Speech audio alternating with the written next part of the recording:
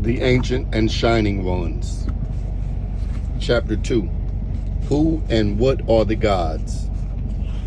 The gods are a reality, but not necessarily in the way we think of reality.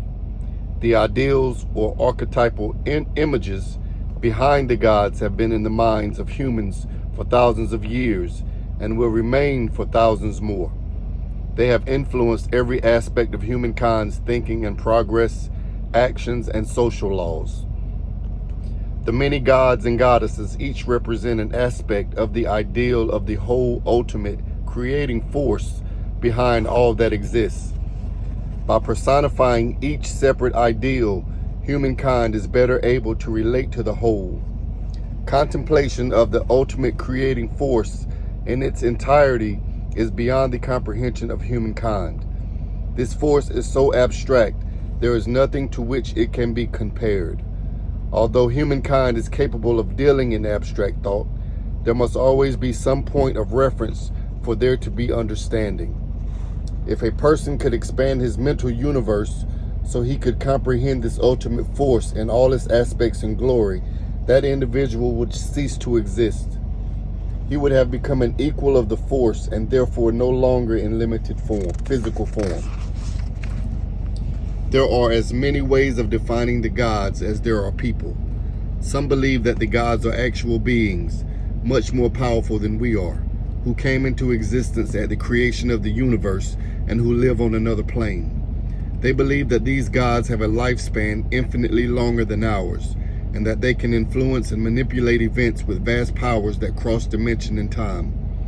Others believe that humankind's thought forms created the gods, that continual centuries of belief and worship deposited great power in those thought forms until they became a type of living creature. It's like the old argument of which came first, the chicken or the egg. It is my personal belief that the answer probably lies somewhere in the middle of these ideas. However, the important thing is not how the gods came into being, but that they do exist and have powers.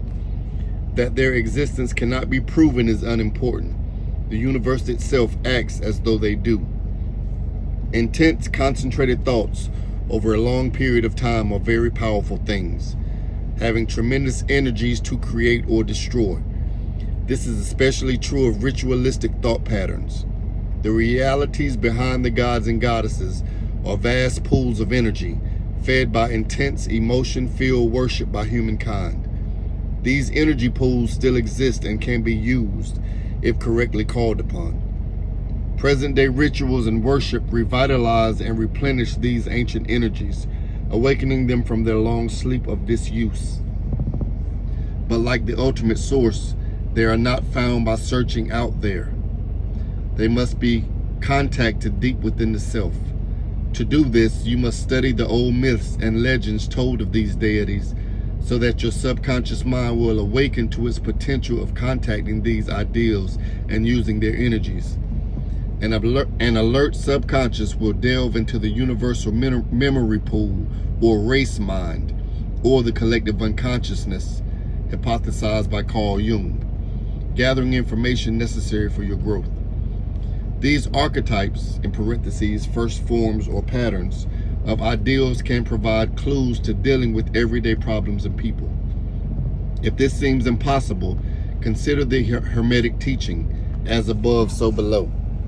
Simply put, this means that everything on a spiritual or even a universal level is repeated in humankind and our immediate surroundings in a scaled down form. The characteristics symbolized by deities the world over are all to be found in the human personality, some stronger than others. Humankind has an inborn need for religious or spiritual expression in some form or another. Being uniquely individual, all people have different needs to be satisfied. It is rather like asking 10 witnesses to describe a robbery. You will get 10 different descriptions of the same event, some of which are vastly different. Some people still feel a need to be part of a strictly structured church system. Others never set foot inside an Orthodox church. Still others, because of deep conditioning, feel compelled to attend a rigid group service, yet always have an empty spot inside them that remains unfilled. It is time people realize that to worship in any manner, as long as it harms no creature, is their right. There is no right or wrong way to approach spiritual enlightenment and development.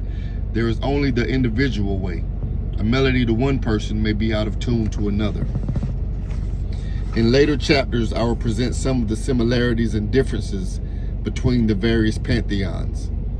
It may surprise you to find interconnecting threads of spiritual thoughts running through them all. This in itself is proof that spiritual religious ideas and ideals are not unique to any one system, but are part of a universal pool of wisdom that has been and still can be drawn upon by humankind. Each pantheon was individually suited in some unique way, beyond the basic truths and ideals, to the racial, geographic, and cultural aspects of the people who worshipped it. I also will explain some of the correspondences between the pantheons, such as which gods and goddesses represent similar ideals, yet have degrees of differences that make them unique. All this information has one goal: to provide each person with a variety of doorways to spiritual growth and development.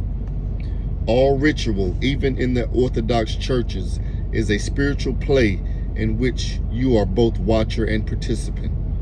Its purpose is to stimulate areas of your mind that you do not use in ordinary activities.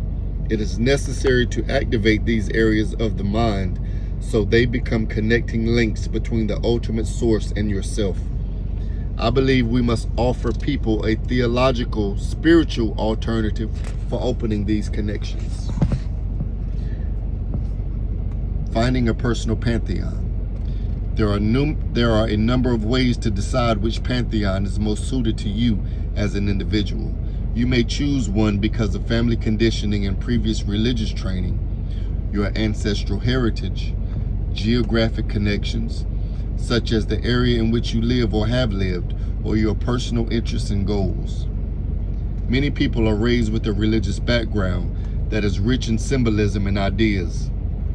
To become aware of all this requires an in-depth look at something you have taken for granted all your life, and probably go through the worship with half your mind somewhere else. Seeing the value of the very familiar is often difficult. Ancestral heritage is a wide field. Some people take pride in clinging to the old beliefs and practices, while others convert to a new religion and lose the old. Even if you are of mixed racial background, and most people are, it can be worthwhile to trace the religious background of each race. You will find a wealth of information that will aid your spiritual development. My grandmother read me Scandinavian, Celtic, and Greek Roman myths when I was quite small. She stirred an interest in me that has lasted for years. The fact that my family is Irish, German, Native North American also prompted me to study the culture of those races. I firmly believe that everyone should be acquainted with the background of their particular racial heritage. If such study does not spark an interest for you, continue reading the myths and legends of other cultures. Somewhere in the vast pantheons of this world, you will discover what speaks to you.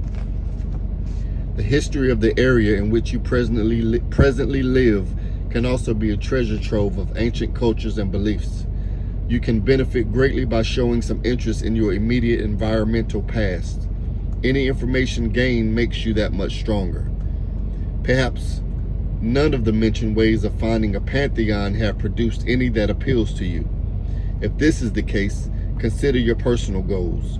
Remember that as your goals change, you may want to change pantheons. If your goals are primarily spiritual, for example, you might consider the deities of Egypt, China, India, or Celtic realms. Mental goals could use the pantheons of Greece, Rome, or North America.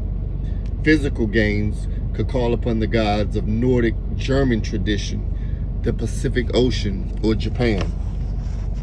Of course, these are just examples, as all pantheons serve more than one level of goals. So do the angels and archangels, elementals and planetary forces. Beginners on the path of spiritual growth will find the information in this book interesting for browsing, a get acquainted form of reading. Advanced ritualists can use this for a quick method of review and a ready reference for determining the ideals most useful for ceremonies.